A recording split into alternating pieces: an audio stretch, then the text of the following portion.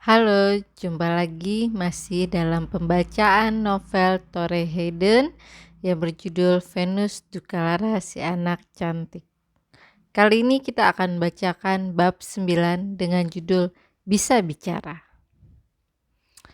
Siang keesokan harinya diawali dengan buruk. Billy terlibat perkelahian dengan seseorang anak dari kelas lain pada waktu makan siang dan dikirim ke kantor kepala sekolah. Bob menceramahi Billy kemudian menyuruhnya duduk di salah satu kursi kepala sekolah yang dijajarkan di koridor di luar kantor Bob. Di sanalah anak-anak nakal duduk sampai Bob menyuruh mereka kembali ke kelas. Billy sangat marah. Seperti biasanya, dia tidak bisa melihat bahwa semua itu terjadi karena kesalahannya. Dan ketika dia kembali, setelah bel berbunyi, wajahnya memerah karena marah. Suaranya bercampur isak atas ketidakadilan yang diterimanya. Semua orang memperlakukannya tidak adil. Masalahnya adalah sekolah brengsek ini.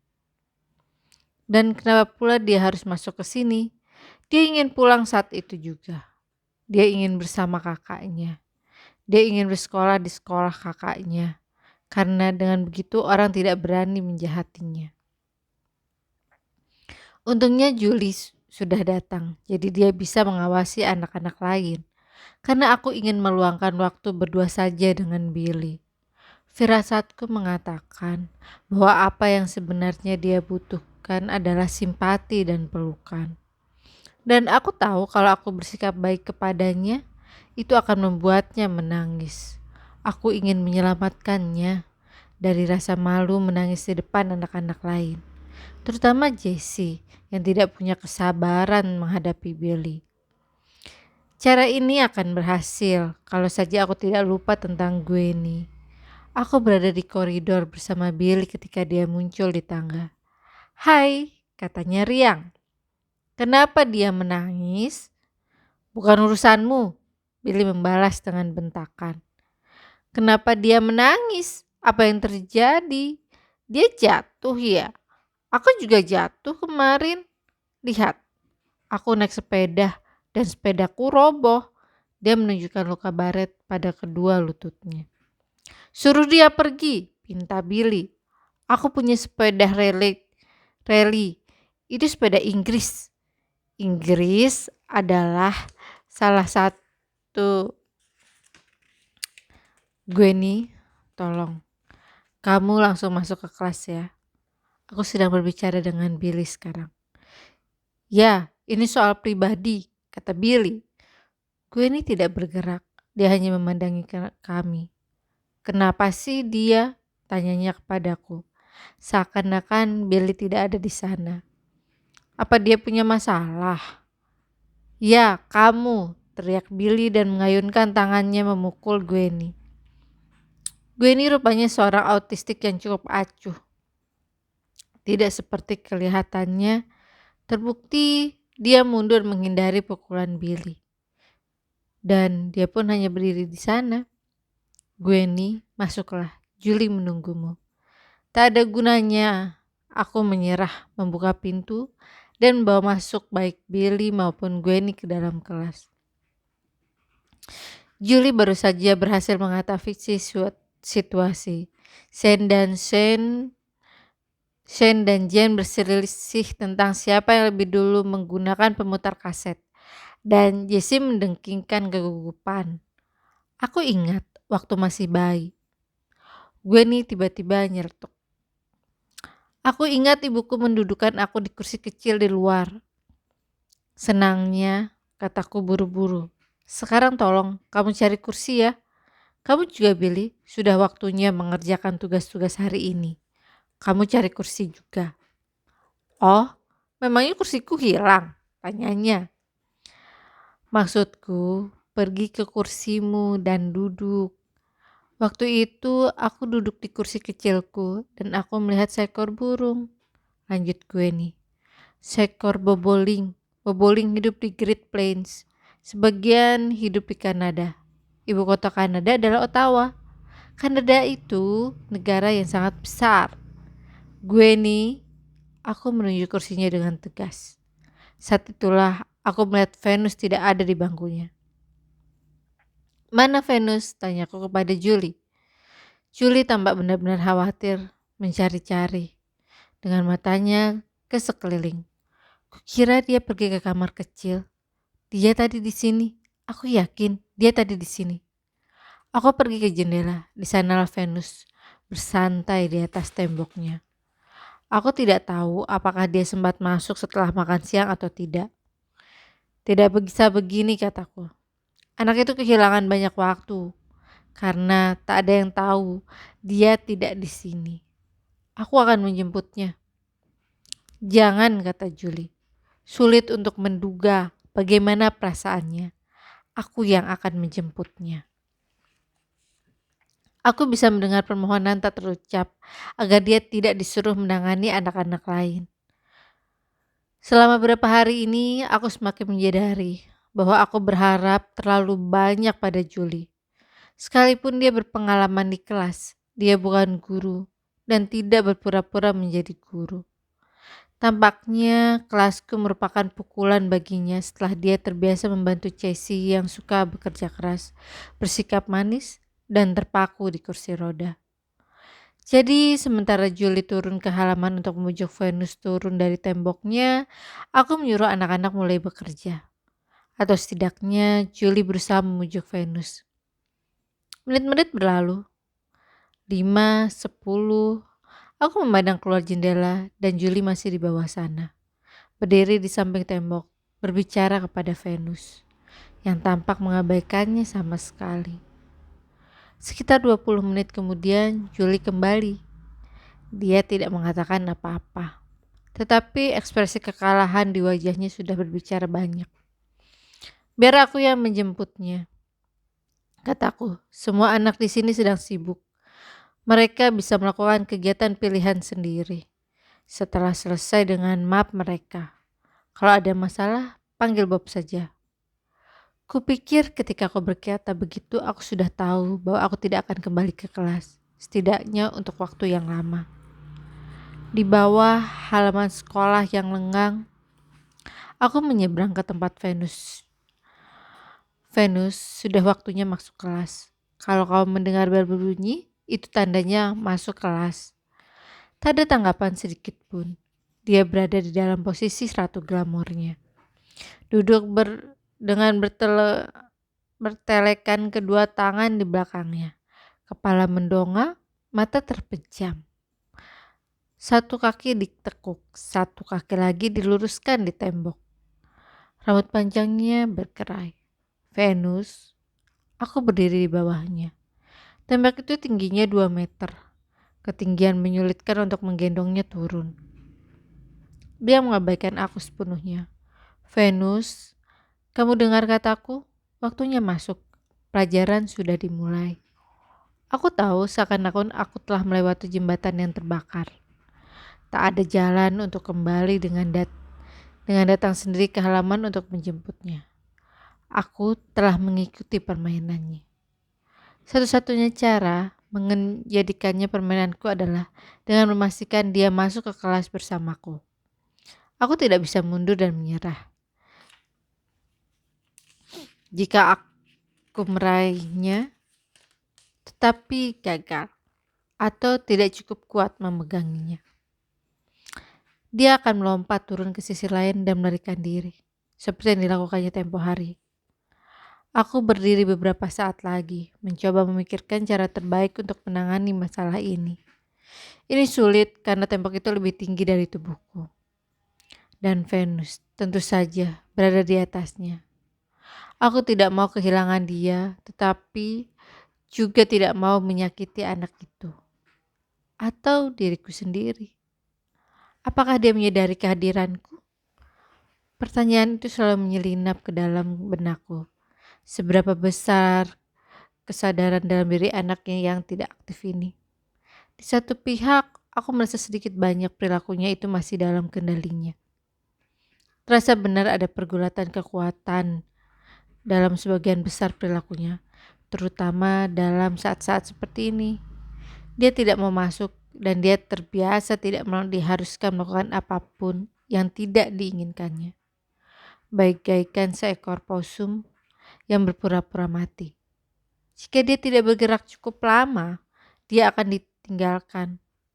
Di lain pihak, bisa saja itu merupakan ketidaktanggapan yang total. Terasa ada sesuatu yang bersifat fisik, sesuatu yang sepenuhnya salah, sehingga semua itu di luar kendalinya.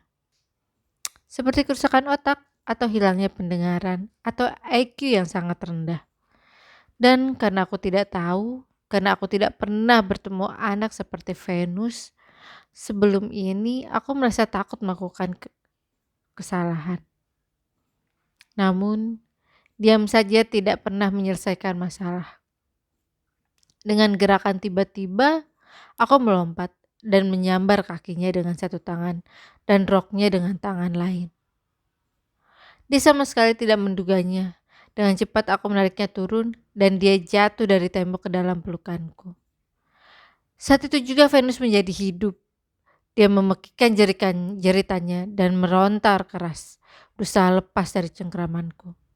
Aku bertahan, aku mencoba duduk agar dia tidak bisa menendangku. Tentu saja, karena berada di luar, dia mengenakan sepatu. Venus menjerit dan menjerit dan menjerit. Guru-guru dan anak-anak melongok keluar dari jendela kelas. Bahkan aku melihat seseorang keluar dari rumahnya di seberang jalan dan mengintip dari pagarnya. Aku merangkum Venus dalam pelukan, sekuat beruang dan duduk. Venus jatuh berkedebuk dalam pangkuanku. Dia menendang dan menjerit meronta-ronta. Bob tergopoh-gopoh keluar dari gedung sekolah. Perlu bantuan? Pegangi kakinya, aku cuma ingin membuatnya terkendali. Bob meraih kaki Venus dan menekan keduanya di aspal. Tenanglah, kataku dengan suara lembut di telanganya. Venus menjerit dan meronta semakin keras. Dia tidak suka kakinya dipegang Bob dan mengarahkan sebagian besar energinya ke sana. Tenanglah, kataku lagi. Akan kulepaskan kalau kamu bisa tenang. Dia terus melawan dengan gigih. Menit-menit berlalu. Dia masih melengking tinggi dan liar. Menit demi menit berlalu. Sulit sekali menahannya. Bob tetap memegangi kakinya. Tanpa ampun. Lenganku terasa sakit dalam usaha menahan tubuhnya dalam pelukanku. Pasti lebih buruk lagi yang dirasakan Venus. Semua orang bisa mendengar kami. Ada faktor rasa malu yang tidak aku perhitungkan. Biasanya tindakan keras seperti ini berlangsung di belakang pintu tertutup. Aku terus berbicara kepadanya, nyaris berbisik, dalam usaha mendapatkan perhatiannya. Tenanglah, diamlah sekarang. Akan kulepaskan kalau kamu diam. Berulang-ulang lagi dan lagi. Keabadian serasa melingkupi halaman bermain. Aku tidak tahu berapa lama kami di sana karena aku tidak bisa mengangkat tangan untuk melihat arlojiku. Tetapi aku khawatir bel istirahat akan berbunyi sebentar lagi. Apakah guru-guru lain akan berpikir untuk membawa anak-anak mereka ke bagian lain halaman bermain? Aku takut anak-anak lain mengelilingi kami, menonton. Sekali dimulai, aku merasa perlu menyelesaikan masalah ini sampai tuntas. Terutama setelah kejadian Juli, ketika Venus berhasil melawan cukup lama untuk memenangkan kemerdekaannya. Ini adu kekuatan yang harus kumenangi.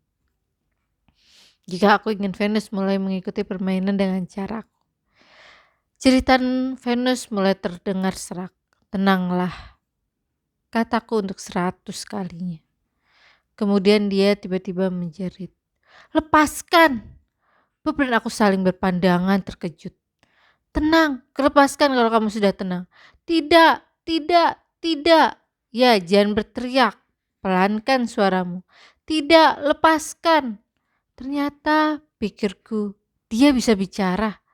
Sekitar 20 menit berlalu sebelum akhirnya Venus mulai tenang. Kelelahan sudah menguasainya. Dia nyaris kehilangan suaranya. Otot-ototnya bergetar dalam pelukanku. Aku pun gemetaran.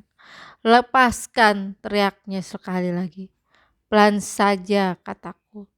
Lepaskan. Itu dikatakannya dengan suara lemah dan wajah basah air mata. Maka aku lepaskan dia. Aku melonggarkan pelukanku dan berdiri. Bob melepaskan kaki Venus. Aku mengangkatnya berdiri. Tetapi masih memegangi pegangan tangannya karena aku curiga dia akan lari. Wow, gumam Bob sambil mengibaskan debu dari celananya. Sudah lama aku tidak melakukan itu lagi. Venus masih menangis, tetapi tangisnya khas anak-anak. Berlutut di aspal, aku menarik Venus ke dalam pelukanku. Dia menangis, menangis, dan menangis. Akhirnya aku gendong Venus dan kebawa dia masuk. Kami menaiki tangga. Tetapi sampai di lantai 1, aku tidak meneruskan langkahku. Alih-alih kebawa dia menyusuri koridor dan masuk ke ruang guru. Seperti yang kuharapkan. Ruangan itu kosong.